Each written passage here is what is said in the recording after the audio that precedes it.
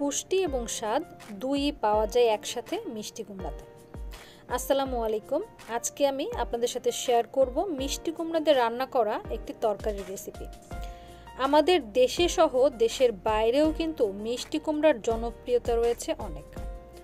মিষ্টি কুমড়াতে প্রচুর পরিমাণ ভিটামিন এ আছে, যেটা শিশুদের জন্যও কিন্তু অনেক বেশি উপকারী।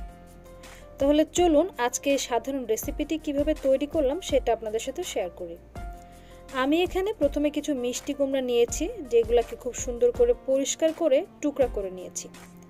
এই মিষ্টি কুমড়া দিয়ে আমি মাছের একটি ঝোল তৈরি করে আপনাদের সাথে দেখাবো। এই জন্য নিয়েছি আমি এখানে কিছু মাছ। এখানে আমি মৃগেল মাছ ব্যবহার করেছি, আপনারা আপনাদের পছন্দ মতো যে কোনো মাছ কিন্তু ব্যবহার করতে পারেন। মাছে লবণ হলুদ মেখে নিচ্ছি, কারণ মাছটা আমি ভেজে নিব। মৃগেল মাছ একটু নরম প্রকৃতির হয়, এই জন্য মাছটাকে আমি হালকা ভেজে নিব, তাহলে মাছ কিন্তু সহজে ভাঙবে না। অনেক সময় আছে তরকারিতে মাছ নাড়াচাড়ার কারণে কিন্তু ভেঙে যায়। আপনারা যদি এভাবে মাছ ভেজে রান্না করেন, সেই ক্ষেত্রে মাছের টেস্টও কিন্তু অনেকাংশে বেড়ে যাবে। মাছে যখন ভালোভাবে লবণ হলুদ মাখা শেষ হয়ে যাবে, তখন আমি চুলায় বসিয়ে দিব একটি ফ্রাইং প্যান। প্যানে পর্যাপ্ত পরিমাণ কুকিং অয়েল দিয়ে দিব, যাতে করে মাছগুলো আমি সহজে ভেজে নিতে পারি। মাছ ভাজার জন্য তেলটা কিন্তু পর্যাপ্ত গরম হওয়া লাগবে। তেল যখন ভালোভাবে গরম হয়ে যাচ্ছে, তখন আমি একে একে আমার মাছের টুকরাগুলো দিয়ে দিব ভাজার জন্য।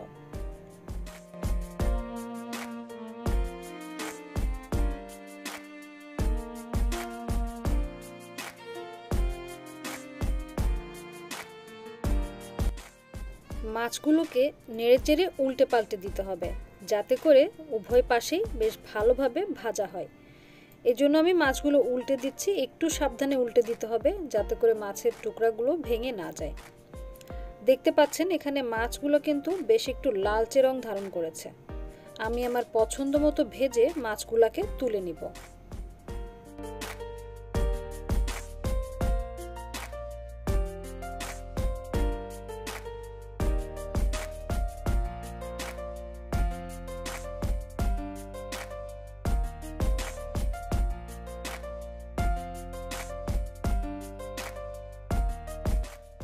মাছগুলো আমার পছন্দ মতো ভাজা হয়ে গিয়েছে।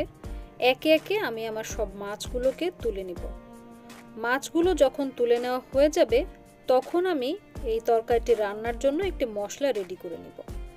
তারপর এই মশলাটি একই তেলের মধ্যে দিয়ে কিন্তু কষিয়ে নিতে হবে। আমি খুব কম মশলায় কিন্তু তরকারিটি রান্না করব।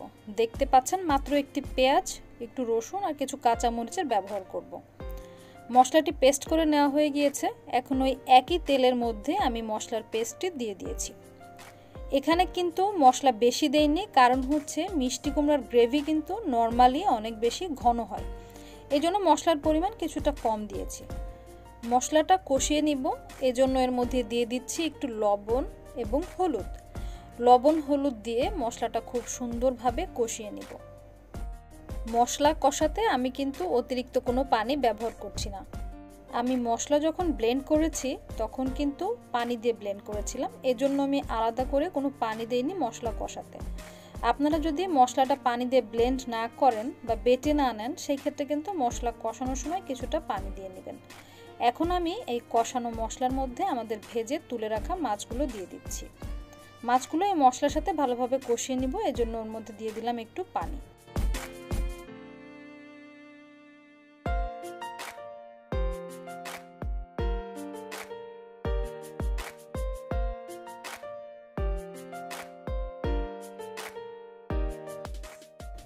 পানি যখন টেনে আসবে, তখন আমি মাছগুলোকে তুলে একটি সাইডে রেখে দিব।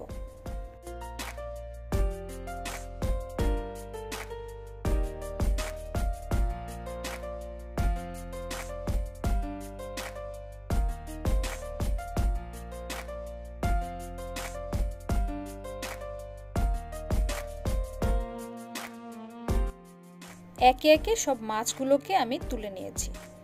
এখন এই যে মশলাটি দেখতে পাচ্ছেন, এই মশলার মধ্যে আমি আমাদের টুকরা করে রাখা মিষ্টি কুমড়াকে দিয়ে দিব।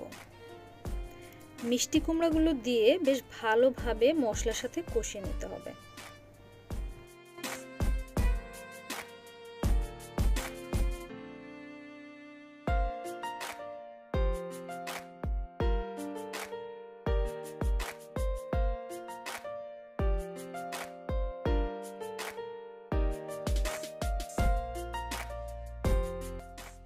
মিষ্টি কুমড়াকে মশলার সাথে ভালোভাবে নেড়েচেড়ে মিশিয়ে দিয়েছি।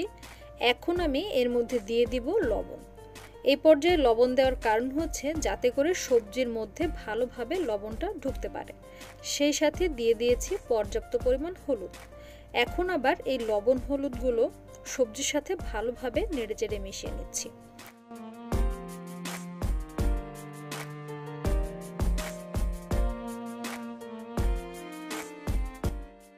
এই পর্যায়ে চুলার হিটকে আমরা মিডিয়াম করে দিব এবং সবজিটা ঢাকনা দিয়ে ঢেকে দিব, যাতে করে সবজি থেকে পানি বেরিয়ে আসে এবং কিছুটা সিদ্ধ হয়।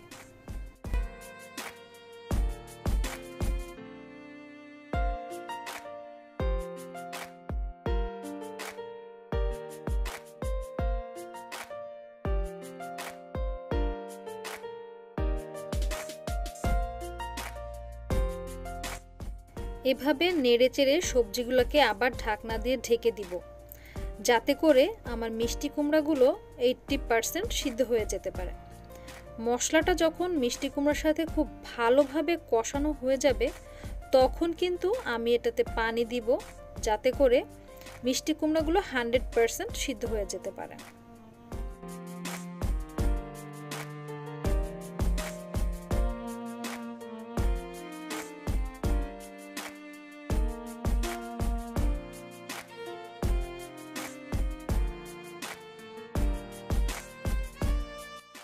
আমি এখানে রুম টেম্পারেচারে থাকা পানি ব্যবহার করছি, আপনারা চাইলে কিন্তু গরম পানিও ব্যবহার করতে পারেন।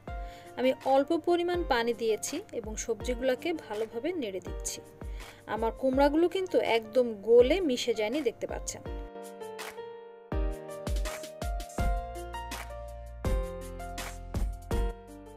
এই পর্যায়ে সবজিটিকে আবার ঢেকে দিব, যাতে করে সবজিটি সিদ্ধ হয়ে যায় 100%।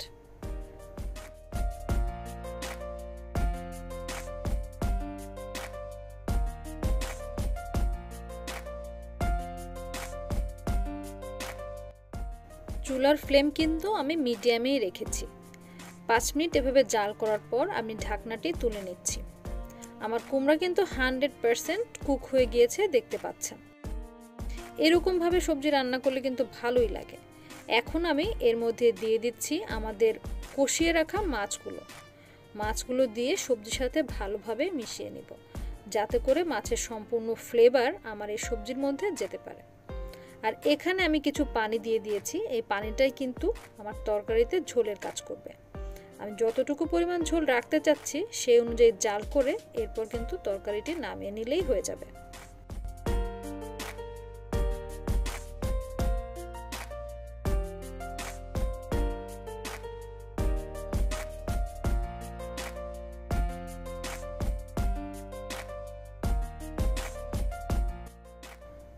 আমি এখানে তরকারিটি বেশ ভালোভাবে জাল করে নিচ্ছি এবং এখানে আমি ব্যবহার করছি কিছুটা জিরার গুঁড়া।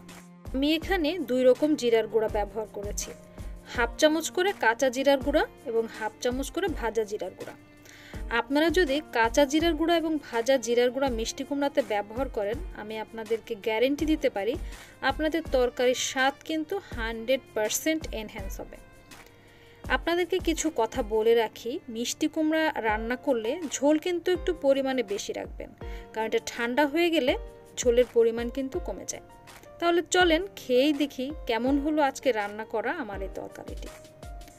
আমি এখানে মিষ্টি কুমড়ার তরকারি নিয়েছি, সেই সাথে গরম ভাত, সাথে আছে 1 টুকরা লেবু। ধোয়া ওঠা গরম ভাতের সাথে এরকম যদি একটু তরকারি থাকে, তাহলে কিন্তু আর কিছুই লাগে না। অনায়াসে 1 প্লেট ভাত কিন্তু শেষ হয়ে যাবে।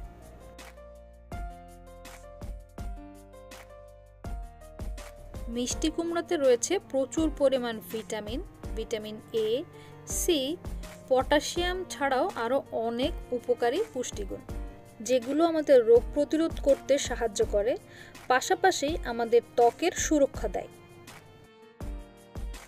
মিষ্টি কুমড়া এমন একটি সবজি যেটা শুধু আমাদের দেশেই না, দেশের বাইরেও কিন্তু এর অনেক জনপ্রিয়তা রয়েছে।